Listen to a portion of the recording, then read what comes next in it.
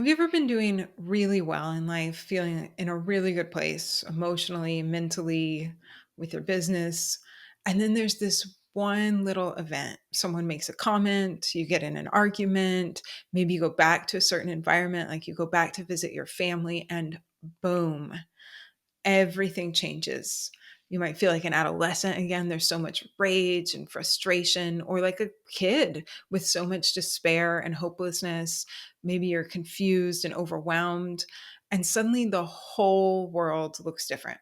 Everything, the thoughts about your body, your relationships, the plans that you have for the future seem far away, seem pointless. And it seems like maybe everyone's being really hard on you or they don't understand you. And you just want to run away from all of it, collapse in on yourself, fight.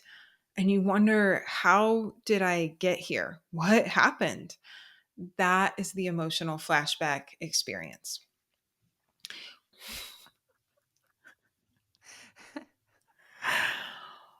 Welcome to Trauma Rewired, the podcast that teaches you about your nervous system, how trauma lives in the body, and what you can do to heal. I'm your co host, Elizabeth Kristoff, founder of brainbase.com, an online community where we use applied neurology, somatics, and trauma informed body based meditations to really resolve old trauma patterns, create resilience, and rehabilitate the nervous system for. And I'm your co-host Jennifer Wallace. I'm on the education team of the Neuro-Somatic Intelligence Coaching Certification, and I'm also an NSI practitioner that bridges the world of your nervous systems into sacred plant healing spaces. And today we are diving into the first of our 5 components of this CPTSD series, emotional flashbacks. What does it look like to manage this trauma response under the framework of neurosomatic intelligence?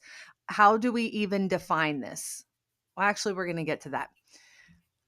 And before we dive into what is an emotional flashback from a neurosomatic intelligence and how would we deal with this, manage this trauma response from an NSI perspective, I'm going to share with you a couple of other previous definitions that we had worked with in our own experiences of healing. Gabor Mate refers to emotional flashbacks as physio-emotional time warps. I love that. Pete Walker defines emotional flashbacks as a sudden and often prolonged regression into overwhelming feeling states when a survivor experienced early childhood abuse. But through the lens of neurosomatic intelligence, we've taken it just a little bit further. And so I'm going to let Elizabeth lead us into what is an emotional flashback from the perspective of NSI. Yeah, when we look at this through the lens of the nervous system, we're really keeping it as more of a present moment experience, not just a regression.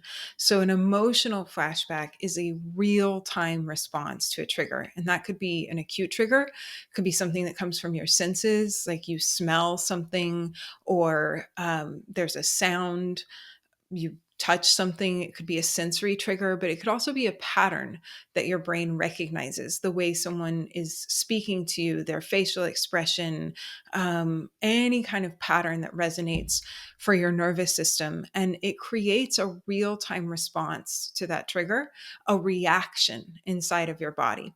And that reaction is usually something that occurred frequently during your development in childhood, or maybe just during a prolonged period of stress. And this internal state in your body, the actual physiological change that occurs inside of your body and occurs with your brain function, creates a new reality that you are then living in. It actually changes the external world to match what's going on inside of your body. So it can be that those big emotions start to move through your body: guilt, shame, despair, distrust. And the way that you see the world around you and other people actually starts to match the information that your brain is perceiving, actually starts to match that feeling. And so because it's actually changing the way our brain filters information, your reality is changing. And we're going to get into the neuroscience of all of that. But big picture, it changes the way that our brain filters information coming through. And then our perception of the world really changes. And So the subtle difference between Pete Walker's definition and our NSI definition is that it's not just that we're going back to that old state, but we're creating a new reality, and we are actually living in that reality, and it's carrying into our future as well. And the emotions are big. The emotions that are typically related to an emotional flashback are overwhelming fear, shame, alienation, rage, grief, and oppression. And those are not typically the emotions that people want to feel in their lives. And they often get repressed, suppressed intentionally in real time, sometimes unconsciously.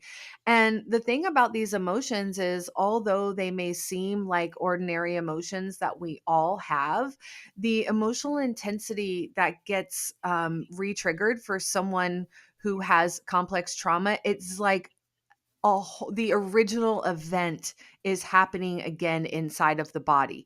These emotions are quantitatively different from the ordinary experience of fear, of grief, of shame, right? Which we will get into in a further conversation, a future conversation. They are outside of the range of an ordinary emotional experience. And for the person having this experience, it's completely overwhelming and it totally burdens them, and they really don't have the capacity to manage this overwhelming amount of quote negative emotions. And so often someone with CPTS has a really difficult time with emotional processing anyway. Right? That's part of usually someone's experience with CPTS. It always comes with something emotional because maybe it wasn't modeled in childhood. Maybe it was outright unsafe to feel or express any emotion within your primary caregiver or with anyone in the relationship of your environment during development. And those repressive mechanisms can be maladaptive behaviors like disordered eating. It could show up as substance use, substance abuse, could show up as overworking, overtraining. You could get physical outputs like migraines or any kind of pain. Chronic fatigue is also an output from repressed emotions. Yeah, I think that's so important that the emotional flashback doesn't just have the emotional experience and the physiological experience in the body, but it's also going to come with those behaviors and those outputs. You're going to experience that with the emotional flashback as well. And so I want to go a little deeper into that. Like, why do we go into repression? Because when we experienced that event originally that's creating the emotional flashback, it was, again, probably during our development. And at that time, we did not have the capacity to process those big emotions. We weren't in an environment where that was safe, and we didn't have caregivers that could regulate with us and help us relieve some of that emotional stress. And because of that, our system learns to adapt by repressing or suppressing the emotions, so going into those repressive mechanisms. And in that time, when we're a child, that is the most adaptive thing for our system to do, because it really is unsafe for a young developing nervous system to be overwhelmed with these things when we don't have the environment, the caregivers, or the skills to process. But then that becomes the well-worn pathway. And so that survival response gets triggered again and again when we experience the emotional flashback. And when you're feeling inside that emotional flashback, you are really moving into a survival state. Even though you're an adult now and you're capable of surviving this experience, it does not feel like that inside, and the survival mind is triggered, and then you're moving into a threat response. So it really, it still feels, and your brain and your body are responding as if it's life and death. And in the limbic system, which is our emotional center of our minds, where we process our memories and our emotions and our stress responses, um, that system regulates and appraises the events that are happening in our life and decides if we're safe or not. And when we've been patterned and conditioned to have that threat response to these experiences, that system can become very hyperactive, our amygdala especially. And so all of the time, your threat detector is getting activated. The alarm bells are going off, and then you're moving into that And survival with response. CPTS, with emotional flashbacks, there is a level of cognitive impairment because often our cognitive brain, our memory, it gets shut down in those traumatic events. But what gets encoded into us is the emotional response, the emotional trigger. The trauma of the event gets stored, and then our brains might not cognitively even let us remember that event because we were dissociated. And it's you can't be in two places at one time. You can't be dissociated and in your body laying down memory because you are not there. And so these emotional flashbacks, they can really range from something that's very subtle. Maybe you smell something. Or no, they can really range from being subtle to completely horrific feelings in the body. And then they can also be moments that last for a few weeks or maybe decades. And the way that we encode memories, it doesn't get integrated. And remember, we talked before with Matt Bush in our conversation, Complex Trauma Impacts Brain Development. He used a metaphor about a filing cabinet. And so it's like our brain, especially our hippocampus, instead of encoding these memories into our long term memory center like it should, it just sort of leaves them out on the desktop, right? So we have all these feelings that are scattered and sitting around. And then when we're in that moment and we want to find that verbalization file so that we can actually speak about what is happening for ourselves, or we want to find the emotional regulation center so that we can have a little bit more control of these emotions, then of the emotional flashback, or maybe we want to reach for the calm, the somatic experiencing folder, and that's sitting out on our desk. And we're like, you can't find anything because it's just all a mess. It's scattered all around and it's just so very disorganized. And part of being having CPTS is fragmentation.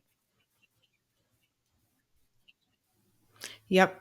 And speaking of the hippocampus, this plays a really important role in an emotional flashback. And there's two big things I want to talk about in this. First of all, our hippocampus is where we store information about memories. Um, and one of the ways that this impacts us is when we get sensory inputs coming in, all that information about the world around us and about what's going on inside of us goes up into our brain and it moves into the limbic system where we can either have an experience of like, this is rewarding, this is good, I'm going to move toward this, or we can have our amygdala detect threat and then we can move into a threat response. And our amygdala works with our hippocampus, with our past experiences, with our memories to decide what is threatening and what's not. And so when we have these past experiences, that's where those patterns are recognized. That's where those triggers come from. And then more of the sensory information coming in as perceived as threatening, and then it moves us into those F responses. And or it can also be that in if the events happened in very early development, which we'll talk a lot more about in our next season when we talk about memory, we might not even have the proteins in our brain to lay down long term memory. There's certain proteins that have to be there for the cells to be able to create the neural pathways of long term memory. So we don't have a cognitive memory of the event. But we do have the memory in our autonomic nervous system and in our body. It's still being patterned by those events, even in early development. So it lives in our nervous system in our body, but we have no cognitive memory. And so the flashbacks are somatic. And this creates a very emotional somatic experience that we don't have any cognitive reference for. And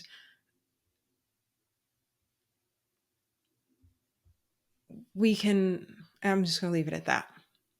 And that can be very overwhelming to know what to do with that when you don't have a I think cognitive that's why reference it's for so something. important that we share our examples and our lived experiences, how much that we do on this podcast, because a lot of us experience things that we don't have a cognitive memory for, and we do find ourselves in experiences and behaviors, and this is another reason why community is so important when we're in a healing when we're on an intentional healing journey. And like Elizabeth said, we are going to dive much deeper into memory, but I just want to kind of say that, reiterate that again with CPTS being so isolating and so, and that dissociation can be so traumatizing because you're not there and you don't have the memory for it. So that can already just be so overwhelming for people to understand. So I just wanted to just take a moment to really honor the magnitude of what you just said. Yeah, I think it's really important. I think I want to give an example because it can be hard to wrap your mind around this, because sometimes the triggers are very small and we don't have any cognitive reference for that, and suddenly we find ourselves in the behavior and it's confusing. So, for example, I went a while back to my OBGYN to get my annual exam. It was like a very normal thing. Cognitively, I'm very prepared for it. I understand that I'm safe in the environment. And there's some body boundary violations that happen in that, right? Like there's someone going into my body. And even though it's safe and like cognitively, I've consented to that, I get home and I'm very dissociated and I don't understand why. We were recording a podcast episode that day and I just couldn't think. I couldn't articulate my thoughts very well.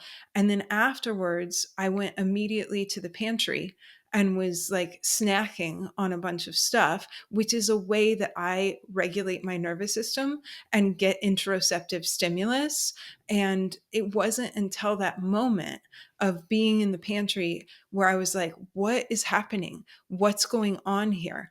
And it was my body and my nervous system having a reaction to the experience that triggered me from way early body boundary violations that I didn't have any awareness of. I could only realize that by finding myself in the And behavior. eventually working through your body.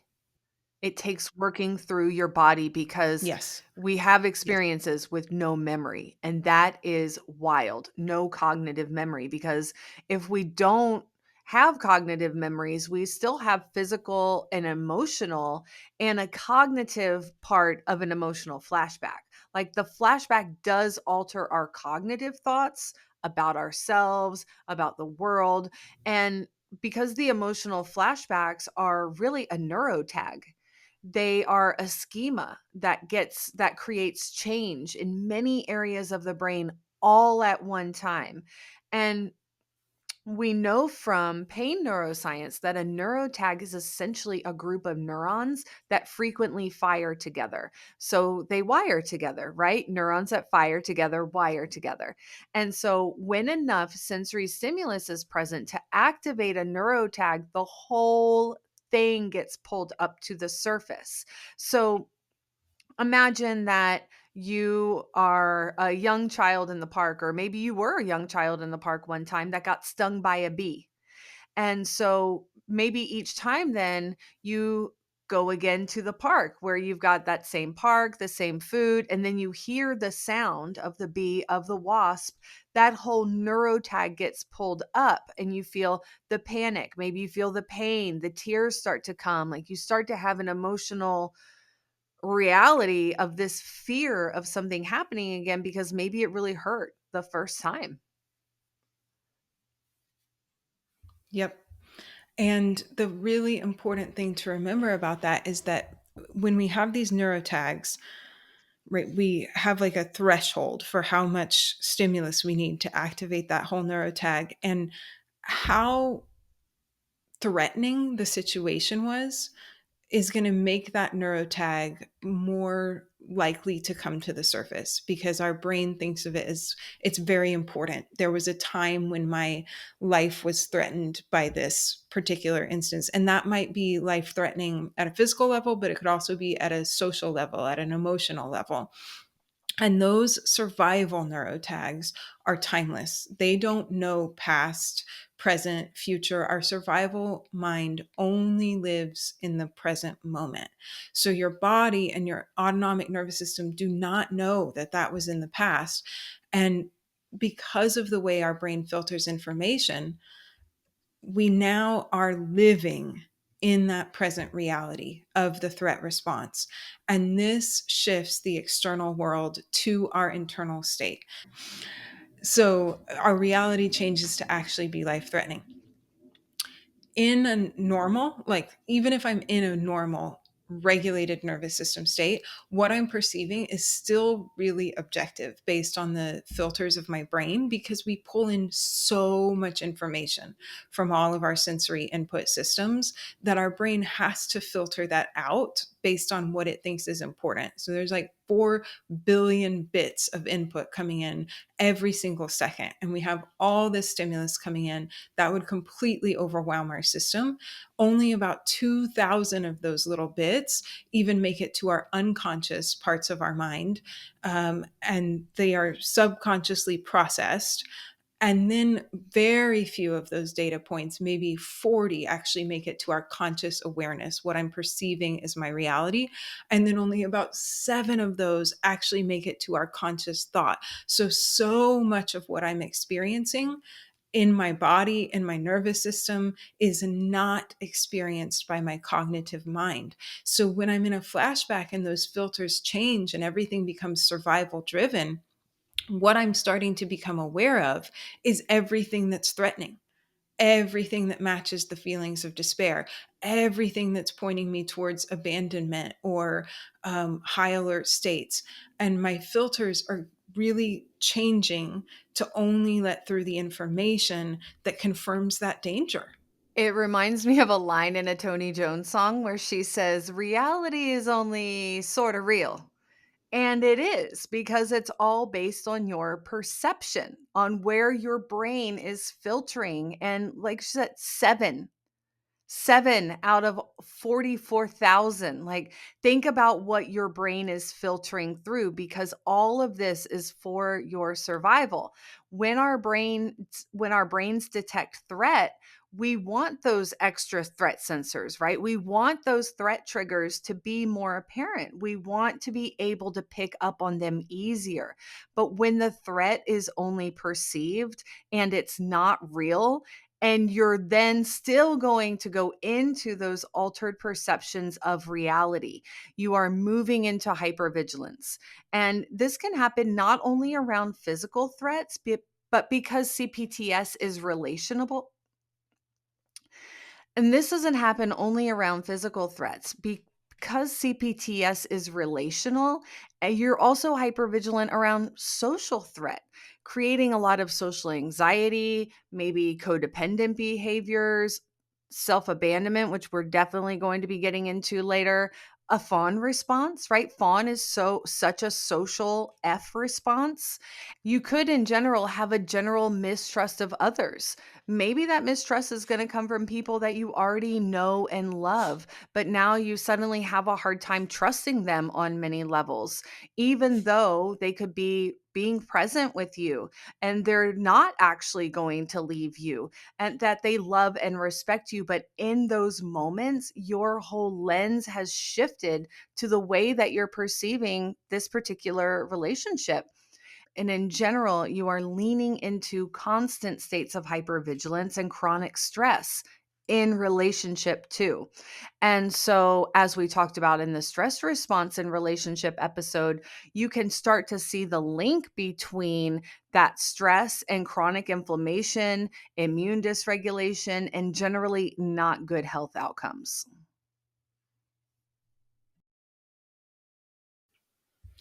Yeah, I mean, I experience this and I see it with other people too, like the way that you interpret people's facial expressions, their vocal tone, what their intentions are behind what they're saying starts to shift. And someone can say something to me if I'm in an emotional flashback that normally I would give them the benefit of the doubt, I would trust them, I would whatever, but because I'm in that altered state, it feels like they're coming at me or they're getting ready to be angry with me or leave me, and it just changes the way we interpret everything that everyone is saying and how they're being.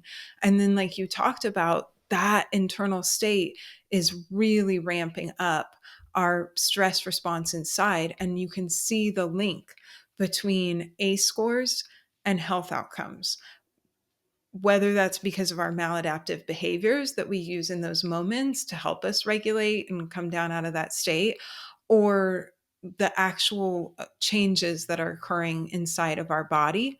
The immune response, we talked with Matt about how the immune response is part of the stress response. And so if you're constantly getting triggered into a stress response, you're going to either really tax your immune system so that it becomes kind of worn out over time and can't protect you against disease, or it's going to just stay really ramped up. And then you start to get issues like autoimmune.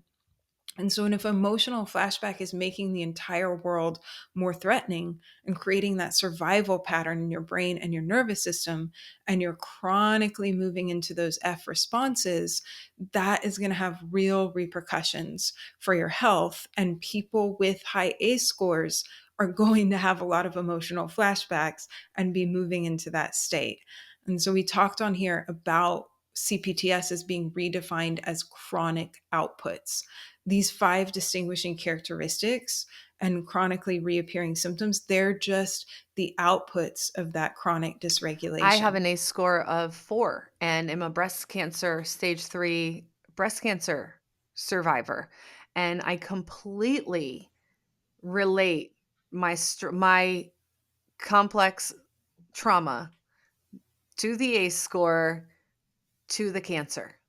And I mean, the stress over time, many other things happen in my life in between the early developmental stress and into, I mean, the stress just starts to get compounded and eventually something is going to happen. Like this, the body just can't, it just can't maintain that level of stress. And so what do we do about all of this? What do we do with these emotional flashbacks?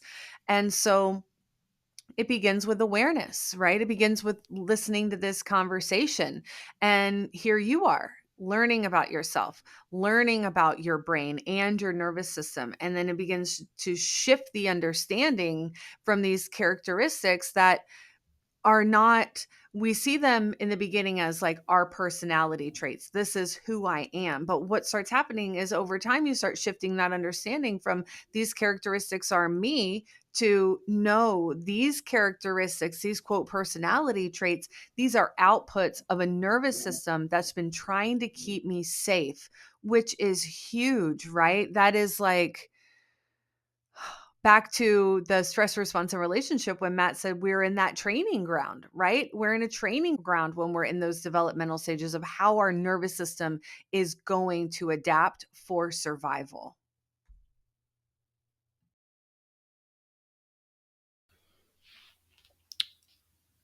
And this is really important because it gives us the ability to think about our own thoughts. Like you talked about, there's a physical, there's an emotional, and there's a cognitive component of a flashback. And so our thoughts will also start to change.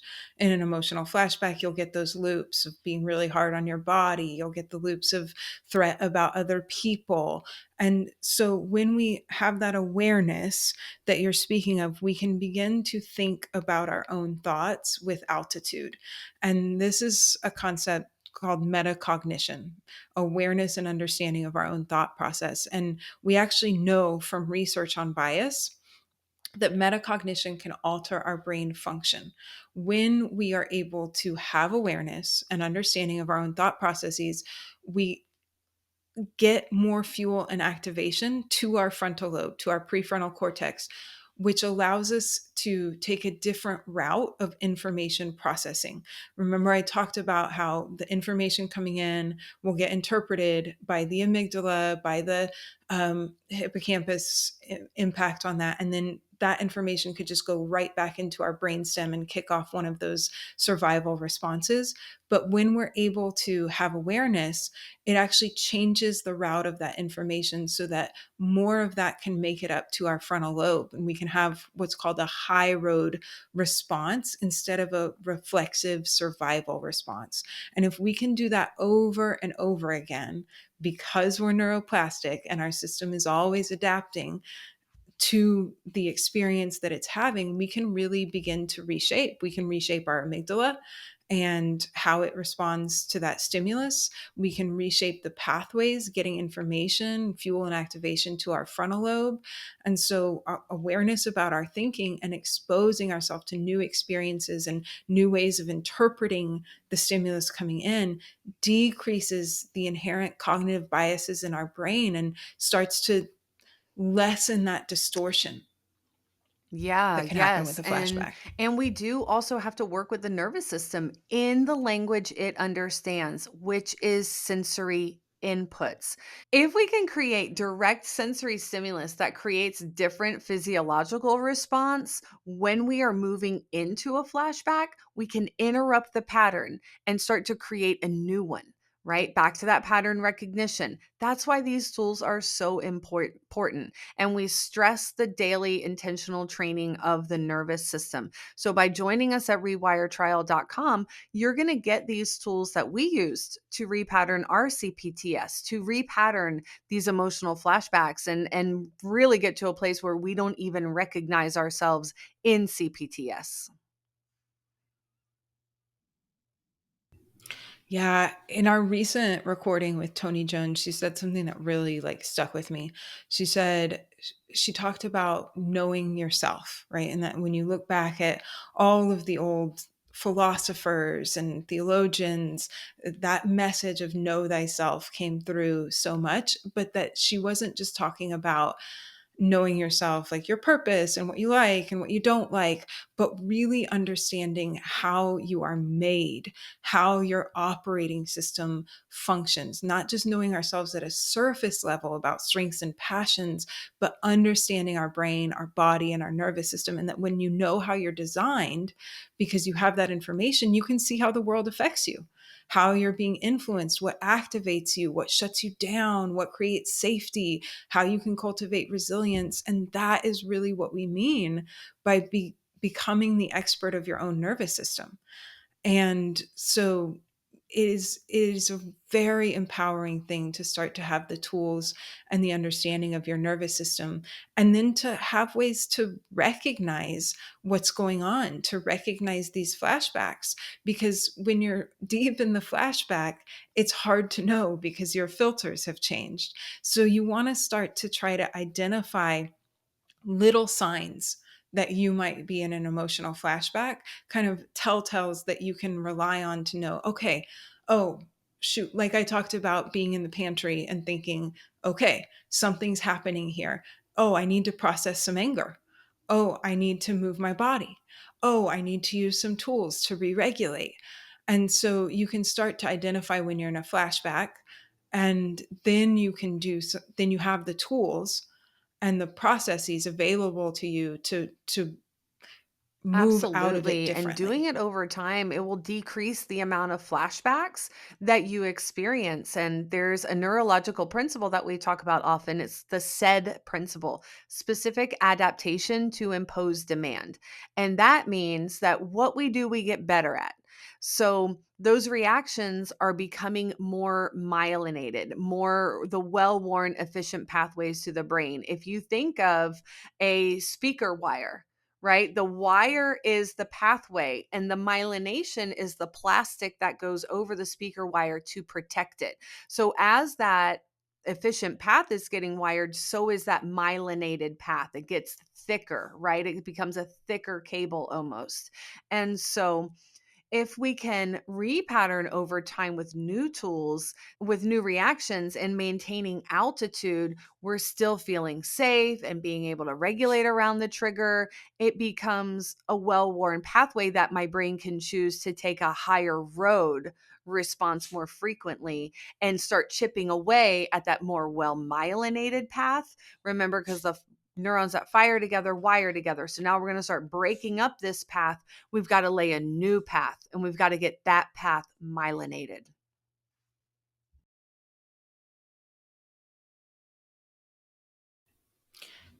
Yeah, it's really powerful to think that we can do that. We can start to intentionally create these new pathways. And actually, one of the signs for me that I'm in an emotional flashback is when I have that feeling or the thoughts, even, it's always been like this. It's always going to be like this. Because the truth is that I know that we are neuroplastic beings. We're changing all the time and we're capable of change. So when I find myself in that place where I'm thinking like always has been, always will be, oh, I'm in a flashback. And that's one of my telltale signs. And it's true for me. And I've seen it with you. I've seen it with our clients. I've seen it with the NSI practitioners that we work with, that it is really possible to repattern. It has been years since I've had an emotional flashback that I wasn't able to move through that same day. Not saying that it never happens, because these things happen and they happened a lot in development. So, just like with the doctor's appointment, other times I'm having a conversation with my partner, or, even you and I could have something that'll come up that'll trigger that flashback experience. But in real time, I'm able to recognize it, do the stuff somatically to be with the emotions that come with it, to actually have the new experience of releasing those emotions and creating emotional regulation, and then coming back to safety. And I am repatterning. Those are skills that I'm developing, that now I don't get Yeah, stuck in it's that place. incredible. I mean, it's a very new lived experience. For both of us, and I'm so thankful for it, because and to have these tools, because like you're saying, like dysregulation, it's going to happen, right? It's always going to happen. And those F trauma response, that's always going to happen. And some triggers will always impact us, but it is really about modulation and emotional processing. Can we move those emotions through the body? Can we regulate and move between the states of activation to rest and recovery, right? To be able to adapt. A healthy nervous system is not a flat line. We are not doing this to be calm all the time. That is not realistic. And it's also not desirable, right? We want to feel joy. We want to have excitement in our lives. And sometimes things aren't going to go our way. And so, nervous system regulation is about fluidity. Nervous system regulation is dynamic and it's always unfolding in the present moment. It is about navigating what arises within you, allowing your set point to adapt, and re regulating to establish a new baseline or a level of homeostasis. I was listening, I had just read this quote by Bessel van der Kolk, because we talk about awareness on here a lot. And what he says in this quote is, when the alarm bells of the emotional brain keep signaling that you are in danger, no amount of insight will silence it. So it is about working with the emotional body to also be a regulator for your nervous system.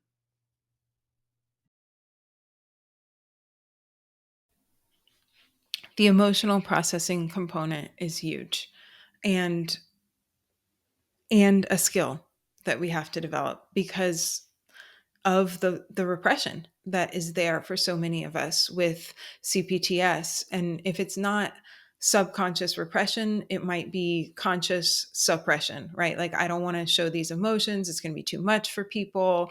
I don't want to be angry. I don't want to this. I don't want to that. I don't want to put that on other people. And so we are either reflexively repressing the emotions or we're choosing to suppress them. And that has real consequences for our health. It spends a lot of energy in the body. We are made to move emotions through our body. It's part of the way that we're designed. And when we're going against that all of the time, we're holding that energy and our muscles are bracing, our body is contracting, and that is stressful. And then we never get the stress relief that comes from the emotional processing as well. And so, yeah, and it's about doing and learning that in a minimum effective dose that's right for your nervous system, because it's also really important to remember, especially when we're working with people with complex trauma, that everyone is different. And navigating the nuances of a regulated nervous system is a very personal journey. N equals one. And this is all about understanding your own unique nervous system, learning to speak the language of your nervous system. And that's really what we do at Brain Based, is empower you to become the expert of your own nervous system, to read the signals that it's sending you, to learn the tools that are right for you to affect positive change. So the best place to start with that is on the site at rewiretrial.com, so that you can start to develop that unique and personal And it's relationship with really your nervous important to system. remember too that these components have an interplay with each other. So as you're in experience of an emotional flashback, that toxic shame could just be bubbling under super hard, and then this voice gets very loud about how terrible you are and how terrible the life is, and how bad everything is, and it all of this furthers self-abandonment. Right? All of this further self-abandonment. And then how are you supposed to go into a social life or a social situation without having a level of social anxiety that you have to numb yourself in some way to get through, or maybe on the back end, you're in those protective behaviors. And so it's really important to just understand the nuances of the way that you experience in your nervous system, what your emotional flashbacks are like, and what is happening in and around your in your body from your brain, and know that you have agency over all of this. You have, that is what we offer to you, is giving you your power back on the site through the tools. That's what this is. The daily practice is about you regaining trust and power within yourself. Yep. And we are going to be diving into all those things that you just mentioned in the next coming episodes: the inner critic, the self abandonment, the social anxiety, and the toxic shame. So we'll be unpacking those more at the level of the nervous system, and also offering ways to work with each of these chronically occurring outputs of the nervous Thank you system with so much someone for with joining us today, CPTS. y'all, and we'll see you next week. Thank you.